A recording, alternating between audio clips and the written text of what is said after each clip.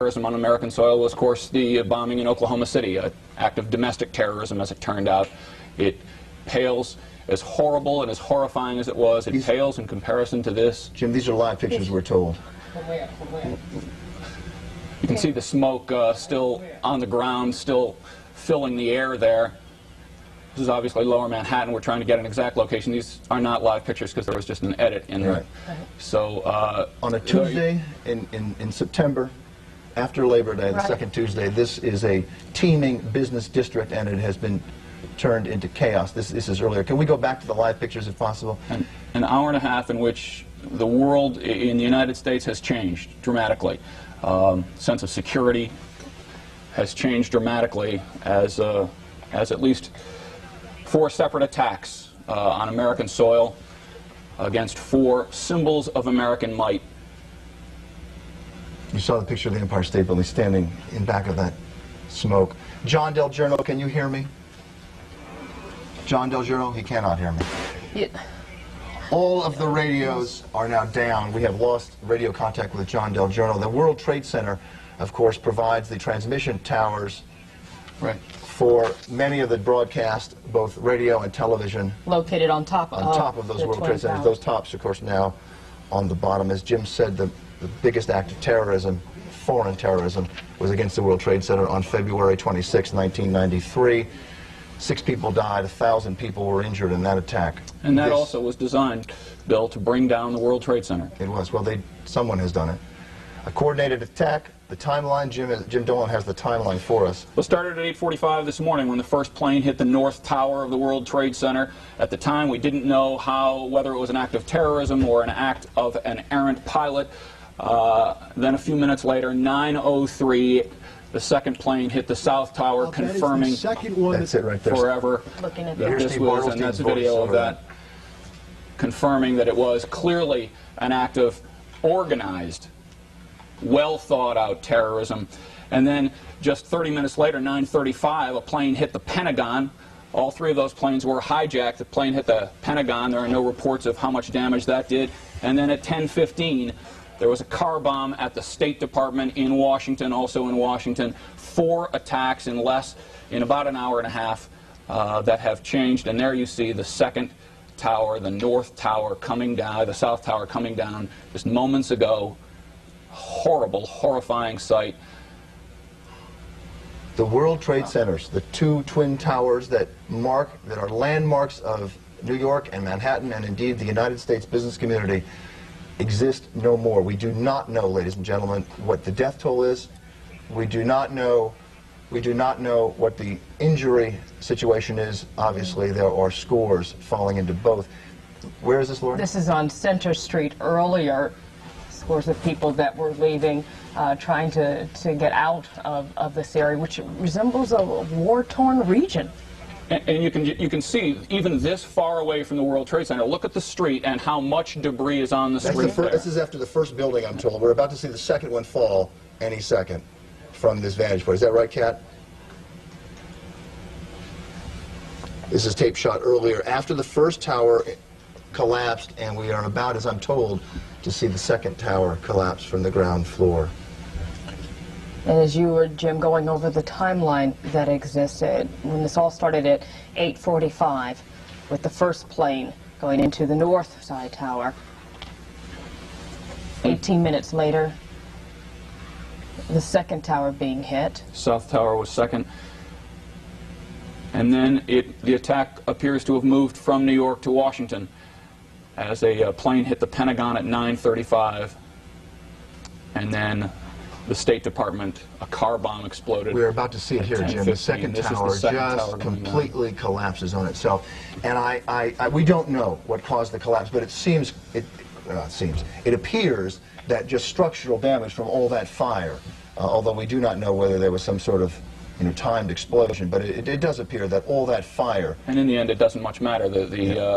The core was damaged. We know that from talking to witnesses earlier, people who were in the building. We do know the core of both buildings were damaged. The cores were damaged.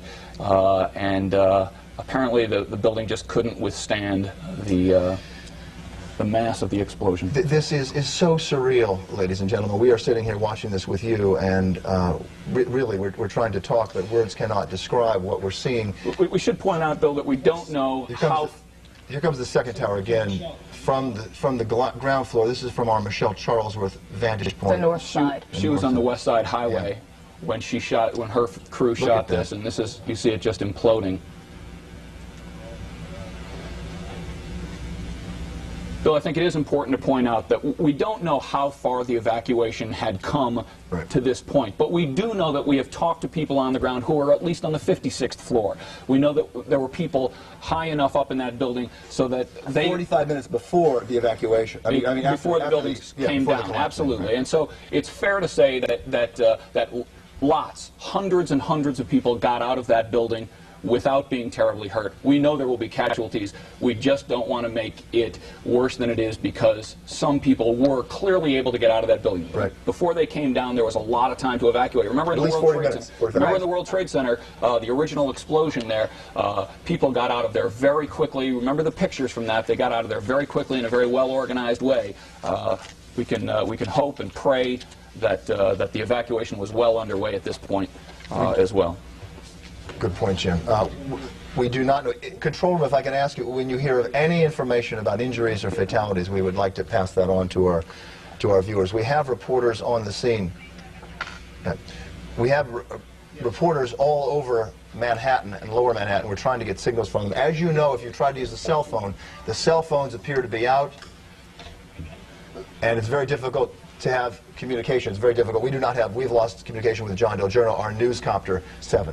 Dave Evans is back here. Of course, he was talking earlier, this being primary day, and the very latest, there were discussions on what could be done. I just got off the phone with the top officials at the Board of Elections. They have gone ahead and they have canceled the election for today. This is, of course, a primary vote. There was some question as to whether they could go ahead and do this because of what the general election provision is, that you can go ahead and cancel a vote if it's during the... Dave, I'm interrupting for 1 second. We're seeing a U.S. fighter plane, and Jim, do you know what kind of plane that is? It's an F-16. It's an F-16 U.S. fighter plane patrolling the skies of Manhattan. Dave Evans is here explaining that the election has been canceled today, the primary election for New York City for mayor and about 36 other seats. 1,000 candidates on that ballot, and obviously it has been canceled. Mayor Giuliani, David, do we know where he is? We don't know yet where he is. Of course, the mayor's bunker is what we call it, and that is the emergency center where all of the police and the fire and the emergency officials go. That is on the 23rd floor of the World Trade Center, I believe in the North Tower. So we don't know exactly where, of course, the mayor is right now. We expect there to be a news conference. We've called down to City Hall, and we believe that they will have something out of City Hall here shortly, but that bunker is, of course, gone. Yes. All right, let's go back to Michelle Charlesworth, who is on West Side Highway with the very latest from there. Michelle.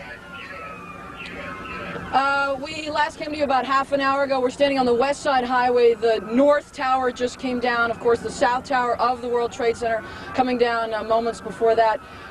We watched the whole thing come down. Where there used to be the two towers, there's now just plumes of smoke, people running from that area. One of the people who ran away was Cheryl Fiandaca, one of our reporters. Cheryl, tell me what you saw. We're about 30 blocks away from what happened. You were next to the South Tower? I was right next to the South Tower. I was about 2 blocks away. It was just a small explosion, and then rocks and debris and everything started pouring down. Firefighters, everyone yelling, run, run, people running down the street. Lots of injuries up there, lots of injuries. Lots of firefighters are injured. Many have smoke inhalation problems, but many have serious injuries. There are a lot of bandaged people up there. Right, obviously we don't know what's in this smoke. Some people speculating who knows what could have been in there. West Side Highway totally shut down. The ambulances coming back, though, are not filled with people. No, the ambulances are not filled with people. They're treating a lot of people. There's triage going on right up the street here with a lot of the firefighters who are trying to fight this and see if there are any people under the debris. It's a very, very, very scary situation up there, and they're asking everybody to stay away. As you can see, they're asking people to stay out of this area. We are, what, 30 blocks from what happened? The South Tower came down first. The North Tower came down second. About an hour and a half ago, I can't believe it was an hour and a half ago, we heard the first report of a plane hitting one of these towers and then another plane taking a beeline straight into it. We understand it was reports are it was a plane from Boston filled with people that had been hijacked, a 767. jetliner that went into the second tower, and now about an hour after those two explosions and the fire and the plumes and people actually jumping from the buildings, both the north and the south tower of the World Trade Center